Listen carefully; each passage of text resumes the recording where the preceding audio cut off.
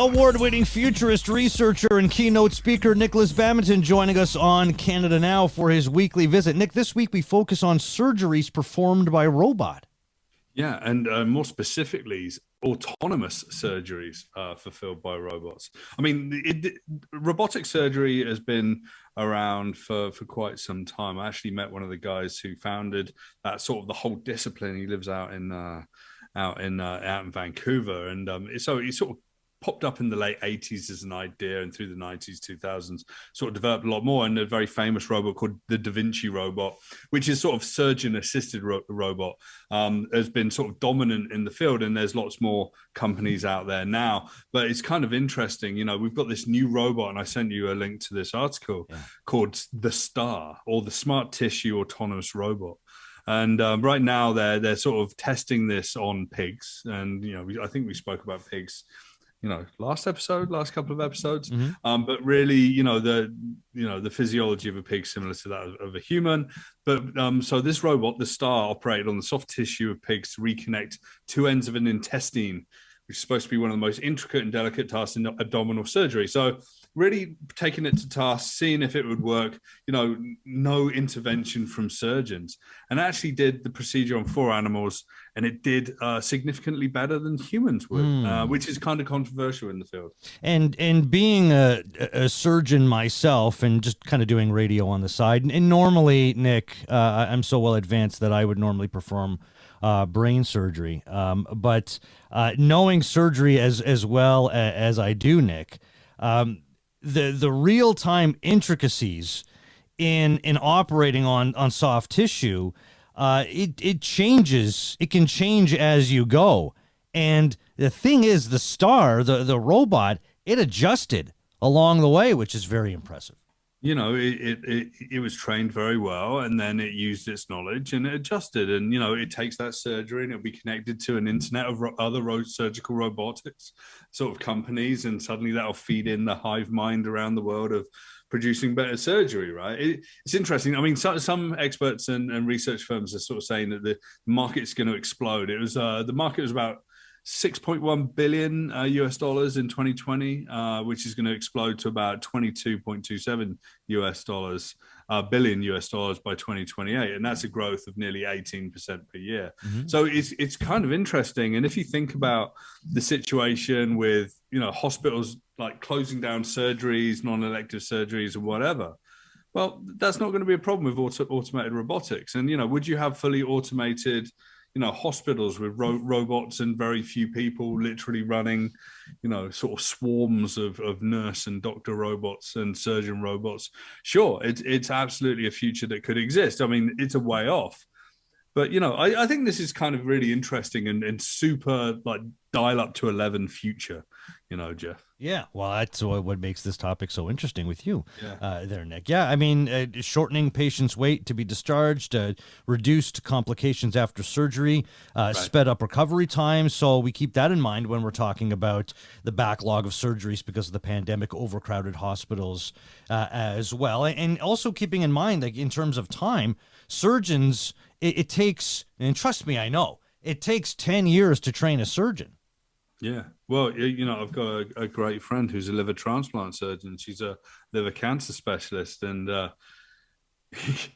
I've never known someone have so much education. And, you know, me and her spouse, we used to have beers, and she'd be in the middle of an operation somewhere else, and we'd be like, what do we do with our life? You know, like, there's us, like, we're designers and futurists and whatever.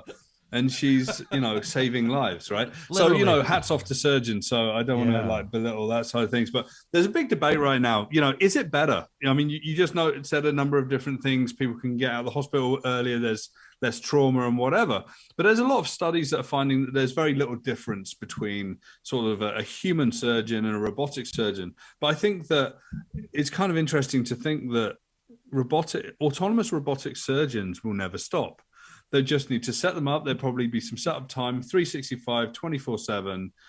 There's fewer doctors are signing up to become surgeons these days. So I think it's inevitable that this is going to be part of it. And maybe, and this is sort of a speculative idea of our futures, you know, maybe superstar surgeon surgeries will become a thing. and it's like, see this scar on my arm, Jeff. That was done by Surgeon X, and I'm gonna take a picture and mint that as an NFT. Wow, that is going futuristic, Too far in a big way. Well, the U.S. seems to be leading the way, though, like, because they've embraced surgical robotics more than any other country, accounting for around half of the global market. Does that surprise you that the U.S. would be leading the way? Not that they can't advance that, but they would be more likely to jump all in on that. Yeah, I mean, it originated out in British Columbia. A guy called Jeff Auchinleck, as I mentioned earlier. And I got to interview him a few years ago. But fascinating guy. But yeah, it doesn't surprise me, because if you think about the healthcare system in the States, it's a behemoth of an industry, right? It wouldn't necessarily thrive somewhere like Canada, where it's more publicly funded and government funded sort of surgeries and whatever in the healthcare system.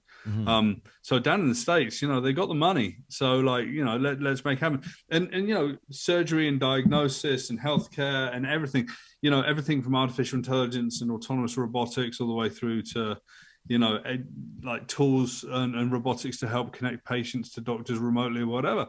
All of these things are incredibly exciting, because it's just really helping people get the help that they need. And wouldn't it, as the technology advances, wouldn't it become then more affordable as time goes on? I mean, we'd certainly hope so, but the ugly monster that is capitalism sort of grips us, and nothing should really be that expensive in the world, but the business model dictates that that's the way it should be, and the market supports that. So who knows, right? I mean, we'd like to think that suddenly in like 40 years, autonomous robotic surgeries will be commonplace. They'll be deployed in war zones. They'll be deployed in places that need them the most around the world, and they'll be in our neighborhoods. And you'd think that'd be, be able to walk in, swipe your credit card, and I don't know, get something done. But there's still going to have to be this oversight, and there's still going to have to be that expertise.